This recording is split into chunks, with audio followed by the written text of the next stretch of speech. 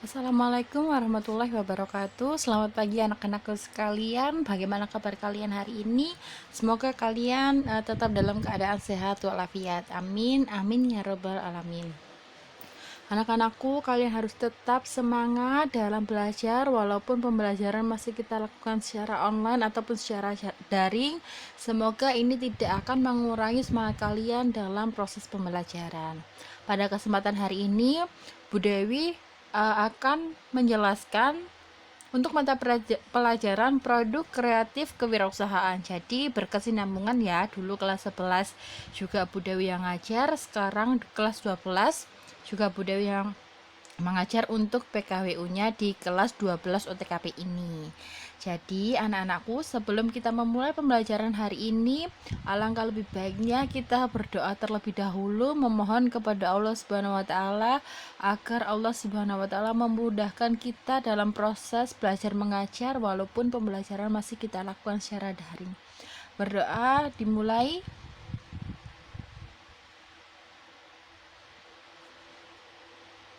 Baik anak-anakku, berdoa selesai. Di pertemuan kali ini Bu Dewi akan menjelaskan tentang silabus kompetensi dasar untuk mata pelajaran produk kreatif kewirausahaan ini yang akan kita pelajari di semester Gasal. Jadi untuk kelas 12 ini ada KD atau kompetensi dasar yang diampu selama semester ganjil dan juga semester Gasal. Itu ada 6 kompetensi dasar. Kita mulai ya anak-anak. Sekarang Bu Dewi minta kalian siapkan buku catatan 1 khusus untuk mata pelajaran PKWU. Jadi materi yang Bu Dewi sampaikan kalian bisa tulis di buku catatan kalian. Jika ada yang kurang paham atau kurang jelas, kalian bisa menghubungi di WA Bu Dewi dengan nomor 0822 34538490 atau bisa melalui email di alamat email anggraini.dewieka@gmail.com. Kita mulai anak-anak. Untuk yang pertama, kompetensi dasar di kelas 12 ini ada di KD 3.8, yaitu menghitung harga pokok produksi. Di kompetensi dasar 3.8 ini, kita akan memahami materi pengetahuan umum tentang harga pokok produksi. Kita akan belajar juga bagaimana menganalisis biaya produksi dalam jasa public relation atau PR. Selain itu, kita juga akan membahas tentang ruang lingkup analisis BEP dan perhitungan BEP serta memahami batas analisis di dalam BEP itu.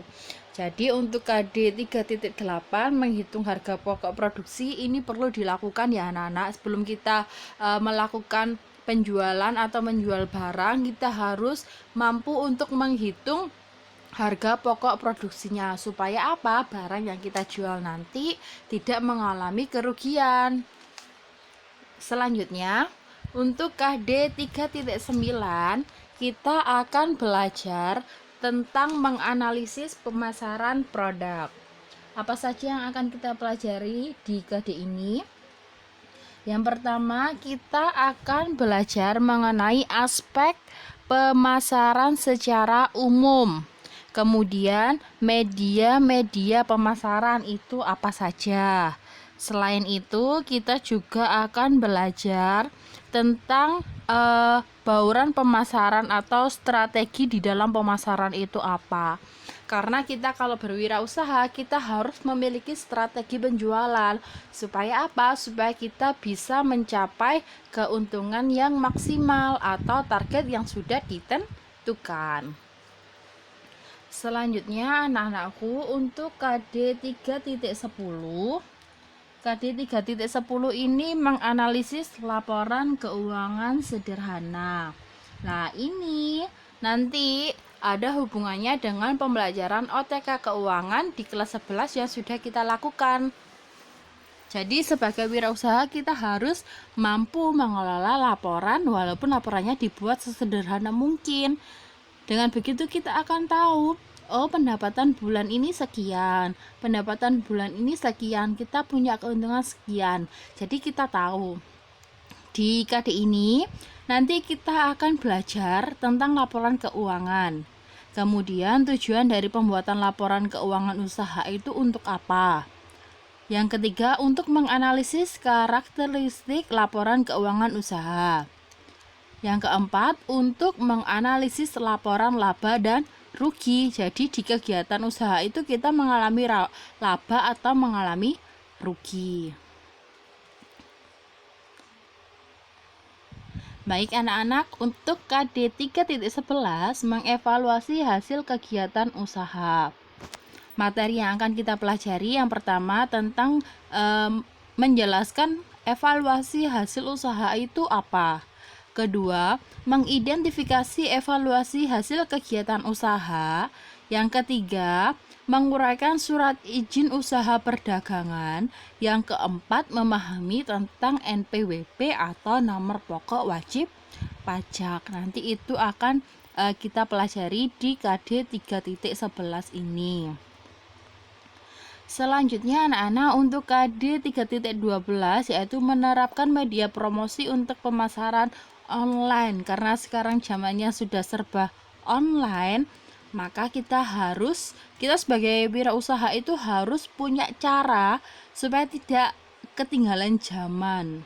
Kita harus bisa memasarkan secara online. Jadi pasar kita itu tidak hanya orang-orang sekitar saja, tetapi bisa di luar kota, di luar pulau, seperti itu.